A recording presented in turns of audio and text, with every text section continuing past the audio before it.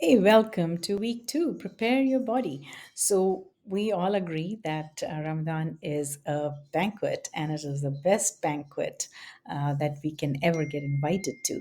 So, what should we be doing in order to make sure that we are available to go to the banquet and that we are interacting with the community? Because it is a time for connections. It is also a time for connections with each other and with Allah. Now, for that, we need to have the energy in the body and also be feeling, not sick and things like that that can happen. So, what would be the broad principles of a prepared body? So let's get a glow before the banquet starts. Really, like we need to feel the glow. We need to feel good inside and outside. Um, so basically, the whole idea of how the body works is that if we eat close to nature, so stay healthy by eating fresh fruits and vegetables mostly, or at least pair them up. So that is the simple formula that the closer we are to nature, the closer we can be to Allah too, and the closer we can be to our health. So what do you do?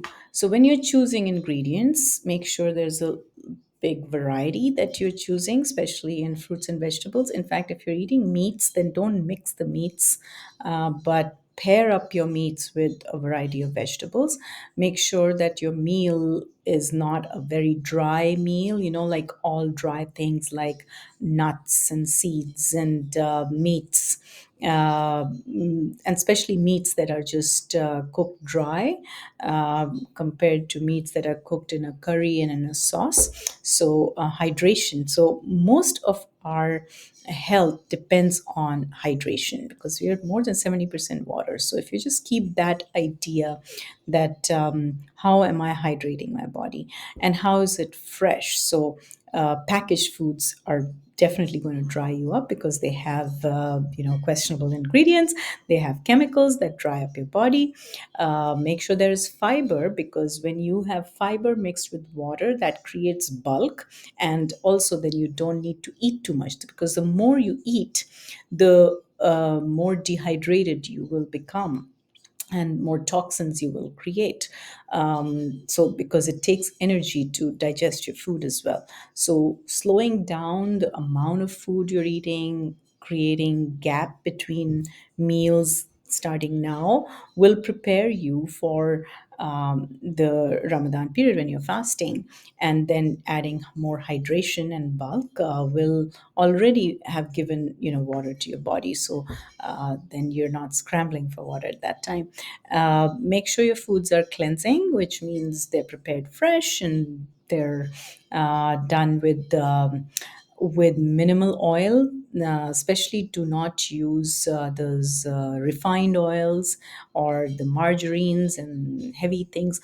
But if you do need to heat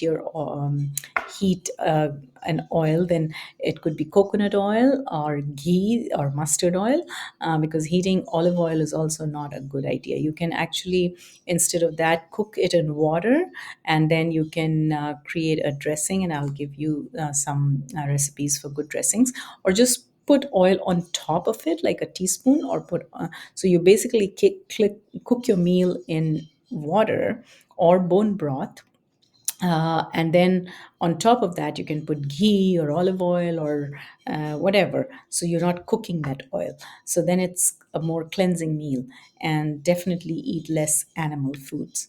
So, basically, you're cooking more at home, you're eliminating packaged foods, you're buying fresh and close to nature, and buy only what you really need. Do not buy bulk, because things start to lose their nutrition over time. So which ones will you buy this week? So foods to focus on mostly would be most which are most nourishing and energizing will be the fruits and salads, legumes, leafy greens, starchy and root vegetables, whole grains, herbs, spices that you're going to cook. So what can you have for breakfast, for snacks, for meals? What can you make in bulk? Things like that. Start thinking, and in later videos, I will give you more information on that. And which foods that you need to have in limited quantities are the ones that are even minimally processed. So even flour is a processed food, right? Soup is more processed. Smoothie is more processed. um, then there's the ultra processed, which comes in packaged foods, so you need to avoid those, like cereals and dry cookies and whatnot, because they have added chemicals to it. So even talking about things that are flours, so eat lesser of that. Even if it's the best flour, it doesn't matter, but eating a lot of the breads and things like that is going to dry you up. Fermented foods are good, but in small quantities, of course. Like yogurt is a fermented food. Kimchi, sauerkraut, add those to your meals, because they do help you give the bacteria that your gut needs to digest the food.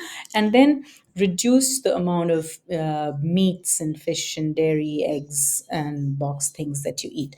Like juices and cereals are really going to mess up with your health, and especially dehydrating, too much sugar in there, and also a lot of questionable ingredients. So make sure you follow these principles, eat as close to nature as possible, reduce your consumption of dry foods, eliminate your consumption of boxed and processed foods, and then create your grocery items. So I've got some of the things that I get for my groceries, which is in these categories of spices, then carbs, proteins, fats, veggies, fruits, and other kind of root vegetables is different. Yeah, you always have lemon and lime in your grocery shopping. Best to make your own yogurt if you can. Buy fresh, local, seasonal ingredients to hydrate, and I'll give you a nice recipe for that.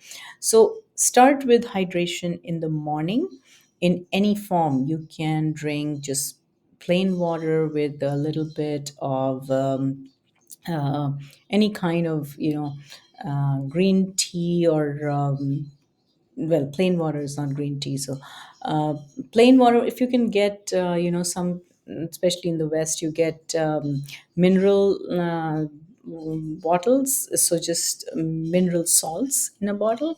But otherwise, a plain bottle, plain water, but not coming from a bottle, is also good. You can see that there's a difference between dehydrated blood cells and hydrated blood cells. So it's really important to make sure that you are eliminating your toxins first thing in the morning. You can drink, you can boil up some ginger and basil leaves and drink that, or you can actually infuse some of these spices at night in the water and drink that in the morning. So there's so many options, and if you give me a call, we can work something according to your lifestyle. So, what you really need to avoid for water is bottled water, because it is a dangerous habit. It is a destroyer of health. It it it's just coming from the lab. The lab has even tested that most of these bottled waters, they have so many pollutants, like 36 different pollutants, including bacteria, fertilizer, Tylenol, industrial chemicals, cancer causing chlorination byproducts. And the hormone activity of bottled water is on par with the prostate cancer drug, flutamide. So it's really not something we should ever be using, because the plastic is leaching into it, and it has been sitting outside for so long, it's not even water at this point. The water that our body needs is the one that is coming from nature, like you see birds, they will actually die if you start giving them bottled water, because bottled water has no minerals in it. So our body needs water in a gel form, in the form that it can be absorbed. So water that has gone through the natural material like stream and rocks and trees, and uh, that's the water that we absorb. So what can you do now uh, to get that kind of hydration in your body that your body is absorbing? So, not just drinking water, but also from the foods that we eat, so including fruits and steamed vegetables in every meal.